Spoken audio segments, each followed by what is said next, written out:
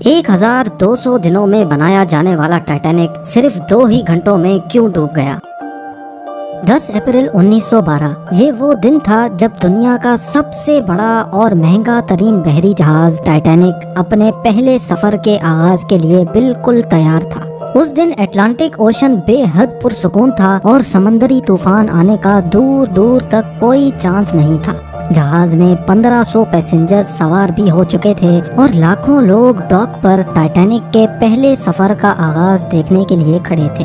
نہ ہی پیسنجرز کو، نہ ہی الوداع کرنے والے لاکھوں لوگوں کو اور نہ ہی ٹائٹینک کے عملے کو معلوم تھا کہ جو جہاز کچھ ہی دیر میں روانہ ہونے والا ہے اس کو بناتے وقت 6 ایسی غلطیاں کی گئی ہیں جو اس جہاز کو بدترین حادثے کا شکار بنانے والی ہیں۔ ناظرین، آج آپ جانیں گے اپنے دور کے سب سے مہنگے، سب سے لگژری اور سب سے طاقتور جہاز ٹائٹینک کی 6 ایسی غلطیاں جو اگر نہ کی جاتی تو شاید آج ٹائٹینک کریش ہونے کی وجہ سے نہیں بلکہ اپنی کامیابی کی وجہ سے دنیا میں فیمس ہوتا۔ آخر ایسی کون سی 6 غلطیاں تھیں جو 40 سال ایکسپیرینس رکھنے والے ٹائٹینک کے کیپٹن ایڈورڈ اسمتھ کو بھی نظر نہیں آئی؟ کیپٹن کے 40 سال کے ایکسپیرینس کو تو چھوڑیں، یہ غلطیاں ٹائٹینک آپریٹ کرنے والی کمپنی دی وائٹ اسٹار لائن جس کو 107 شپس آپریٹ کرنے کا ایکسپیرینس تھا ان کو بھی نظر نہیں آئیں۔ اور تو اور یہ غلطیاں ٹائٹینک مینوفیکچر کرنے والی کمپنی ہالینڈ اینڈ وولف کو بھی نظر نہیں آئیں جنہوں نے صرف ٹائٹینک سے پہلے ہی 500 سے زیادہ شپس مینوفیکچر کی تھی۔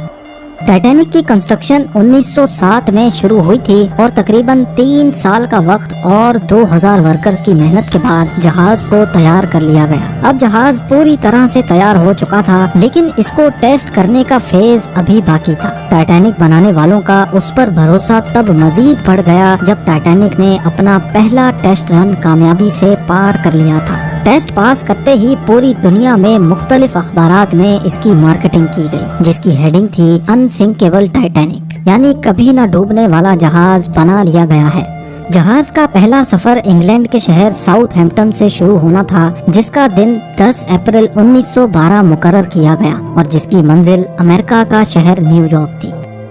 ٹائٹینک کے اکنومی پورشن میں سفر کرنے کی قیمت $30 جبکہ فرسٹ کلاس میں سفر کرنے کی $150 تھی جو آج کے دور میں 3,40,000 روپے بنتے ہیں۔ اس مارکیٹنگ کے نتیجے میں یکا یک ساری ٹکٹس بک کر لی گئیں اور آخرکار وہ دن آ ہی گیا جب ٹائٹینک اپنے پہلے سفر کا آغاز کرنے والی تھی۔ مسٹیک نمبر 1، دوپہر کو ٹھیک 12 بجے ٹائٹینک نے اپنے پہلے سفر کا آغاز کر دیا اور ساتھ ہی ٹائٹینک کی غلطیاں سامنے آنا شروع ہو گئیں۔ کیپٹن اسمتھ کو مالکان کی طرف سے ڈیڈ لائن مل چکی تھی کہ کسی بھی صورت میں 17 اپریل تک یعنی صرف 7 ہی دنوں میں نیو یارک پہنچنا ہے۔ اسی وجہ سے کیپٹن نے جہاز کی رفتار شروع سے ہی بہت تیز رکھی تھی اور یہی تھی ٹائٹینک کی سب سے پہلی غلطی۔ کیپٹن اسمتھ کو مالکان کی دی گئی انسٹرکشنز اور پریشر کی وجہ سے نیو یارک جلد سے جلد پہنچنا تھا کیونکہ یہ ٹائٹینک کا پہلا سفر تھا اور اگر وہ نیو یارک ٹائم سے نہ پہنچتے تو ٹائٹینک کی ریپوٹیشن کو کافی نقصان ہوتا۔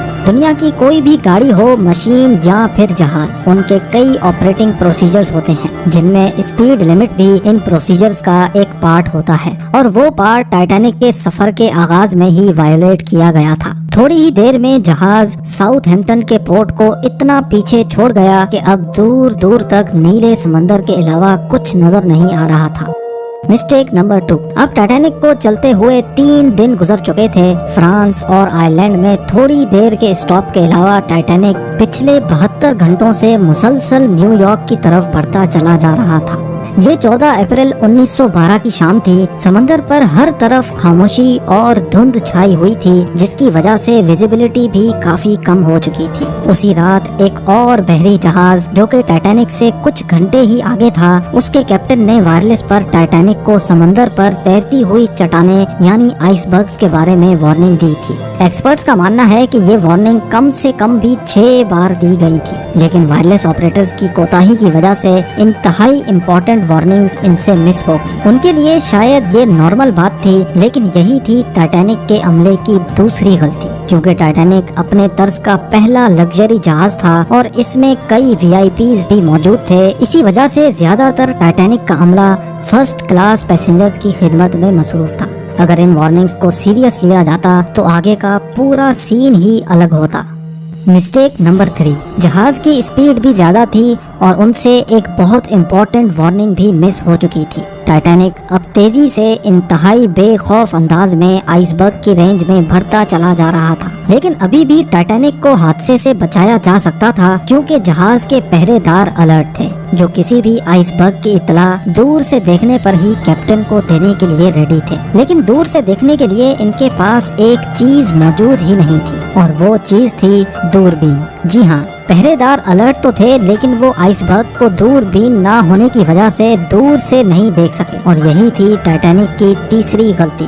آئس برگ کی خبر کیپٹن اسمتھ کو اس وقت ہوئی جب جہاز کے پہرے داروں نے خبر دی کہ جہاز کے بالکل سامنے ایک فٹ بال فیلڈ کی سائز جتنا آئس برگ ہے، لیکن اب بہت دیر ہو چکی تھی کیونکہ آئس برگ انتہائی قریب آ چکا تھا۔ مسٹیک نمبر 4، کیونکہ اٹلانٹک اوشن میں اکثر شپس کو ایسے آئس برگز کا سامنا کرنا پڑتا ہے جس کو بڑے بڑے بحری جہاز آرام سے ہینڈل کر لیتے ہیں، شاید کیپٹن اسمتھ نے بھی یہی سوچا تھا۔ آئس برگ کی خبر ملتے ہی کیپٹن اسمتھ نے جہاز کے انجن بند کرنے کا حکم دیا اور ساتھ ہی ٹائٹینک کا رخ بدلنے کا بھی آرڈر دیا۔ بے شک کیپٹن اسمتھ نے آئس برگ سے بچنے کی بہت کوشش کی، لیکن فاصلہ اتنا کم رہ گیا تھا کہ کچھ بھی کرنا فضول ثابت ہوا۔ آئس برگ اب ٹائٹینک کے سینٹر سے ٹکرا چکا تھا، لیکن ٹائٹینک کے ابھی بھی بچنے کی کافی امید باقی تھی۔ یہ امید باقی رہ گئی تھی کہ شاید آئس برگ جہاز کی باڈی کو نقصان نہ پہنچائے یا پھر آئس برگ جہاز سے ٹکراتے ہی خود ہی ٹوٹ جائے، اور شاید ہوتا بھی ایسے ہی اگر ٹائٹینک کی چوتھی غلطی اپنا کام نہ دکھاتی۔ ایکسپرٹس کا ماننا ہے کہ ٹائٹینک کی باڈی پر جو ریوٹس لگی تھیں وہ اسٹیل کی نہیں بلکہ کاسٹ آئرن کی بنی تھی۔ ان ریوٹس کا کام لوہے کے بڑے بڑے پیسز کو آپس میں جوڑے رکھنا ہوتا ہے، لیکن چونکہ کاسٹ آئرن اسٹیل سے نرم ہوتا ہے، اسی وجہ سے جس جگہ آئس برگ ٹائٹینک کی باڈی سے ٹکرایا وہاں کے ریوٹس پریشر کی وجہ سے کھل گئے، اور پھر وہی ہوا جس کا ڈر کیپٹن اسمتھ کو تھا۔ مسٹیک نمبر 5، ٹائٹینک کی ٹکر ایک فٹ بال فیلڈ جتنے بڑے آئس برگ سے ہو چکی تھی اور اب جہاز کے نچلے حصے میں پانی بھرنا شروع ہو چکا تھا۔ اس خطرناک تصادم نے پورے عملے اور پیسنجرز کو الرٹ کر دیا تھا، اور ساتھ ہی جہاز میں موجود ٹائٹینک کے مالک جوزف بروس کو بھی۔ بے شک ٹائٹینک میں پانی بھرنا شروع ہو گیا تھا، لیکن ابھی بھی ٹائٹینک کے بچنے کی امید باقی تھی، کیونکہ ٹائٹینک کو ایسے ڈیزائن کیا گیا تھا کہ اگر اس کے 3 فلورز میں پانی بھر بھی جائے پھر بھی یہ نہیں ڈوب سکتا۔ لیکن بدقسمتی تھی اس جہاز کی کہ 3 فلورز کو کراس کر کے پانی اب 4تھے فلور تک جا پہنچا تھا۔ اب معاملہ ہاتھ سے نکل چکا تھا، ٹائٹینک آہستہ آہستہ اوشن میں ڈوبتا جا رہا تھا۔ اب جہاز کی فکر کیے بغیر اس میں موجود پیسنجرز کی جان بچانے کا وقت آ چکا تھا۔ کیپٹن اسمتھ نے ریڈیو پر ایمرجنسی الرٹ جاری کر دیا۔ جب تک کوئی مدد کے لیے آتا تب تک پیسنجرز کو لائف بوٹس میں شفٹ کرنے کا پلان کیا گیا، لیکن اس موقع پر 5ویں غلطی نے اپنا کام دکھا دیا۔ جی ہاں، جہاز میں ٹوٹل 32 لائف بوٹس کی جگہ تھی، لیکن کوتاہی کی وجہ سے صرف 20 بوٹس ہی رکھی گئی تھی۔ پیسنجرز تھے 1500 اور بوٹس تھی صرف 20۔ مسٹیک نمبر 6، ہر طرف افراتفری کا عالم تھا اور ہر شخص ان چند گنی چنی کشتیوں میں سوار ہونا چاہتا تھا۔ 12:45 پر پہلی ایمرجنسی کشتی سمندر میں اتاری گئی، لیکن یہاں ہوئی ایک اور چھٹی غلطی۔ افراتفری کے عالم میں کشتیوں کو پورا بھرے بغیر ہی سمندر میں اتار دیا گیا، جس میں زیادہ تر فرسٹ کلاس پیسنجرز کو ترجیح دی گئی تھی، یعنی جو لوگ زیادہ امیر تھے ان کو پہلے بٹھایا گیا تھا۔ کشتیوں میں اگر زیادہ پیسنجرز کو بٹھایا جاتا تو انسانی جانیں کم ضائع ہوتی۔ اب جہاز تیزی سے سمندر میں ڈوبتا جا رہا تھا۔ 2:18 پر شارٹ سرکٹ کی وجہ سے ٹائٹینک کی ساری روشنیاں بجھ گئی تھی اور اگلے ہی لمحے جہاز ٹوٹ کر 2 حصوں میں تقسیم ہو گیا۔ یوں ٹائٹینک کو سمندر کے اندر مکمل طور پر ڈوبنے کے لیے 2 گھنٹے 40 منٹ لگے، اور اس طرح 1500 لوگ اٹلانٹک اوشن کے ٹھنڈے پانی میں ڈوب کر مر گئے۔ آپ کو ایک اور بات بھی بتاتے چلیں کہ پانی کا ٹیمپریچر اس وقت -2 ڈگری سینٹی گریڈ تھا، مطلب اگر پیسنجرز اس ٹھنڈے پانی میں چھلانگ بھی لگاتے تو بچنے کا کوئی چانس نہیں تھا، کیونکہ انسان اتنے کم ٹیمپریچر میں 30 منٹ سے زیادہ زندہ نہیں رہ سکتا۔ کہا جاتا ہے کہ مرنے والوں کی تعداد 1500 سے بھی کافی زیادہ تھی، کیونکہ جن لوگوں کی جہاز کے عملے سے جان پہچان تھی ان میں سے کافی لوگ جہاز پر بغیر ٹکٹ سوار ہوئے تھے۔ زندہ بچ جانے والوں میں سب سے زیادہ تعداد بچوں اور خواتین کی تھی۔ दूसरी तरफ कैप्टन स्मिथ था जो सारा वक्त लोगों की जान बचाने में लगा रहा और वो आखिरी आदमी था जिसने डूबते जहाज से छलांग लगाई थी। ये वीडियो भी आप भरपूर लाइक और शेयर करेंगे। आप लोगों के प्यार भरे कमेंट्स का बेहद शुक्रिया। मिलते हैं अगली शानदार वीडियो में।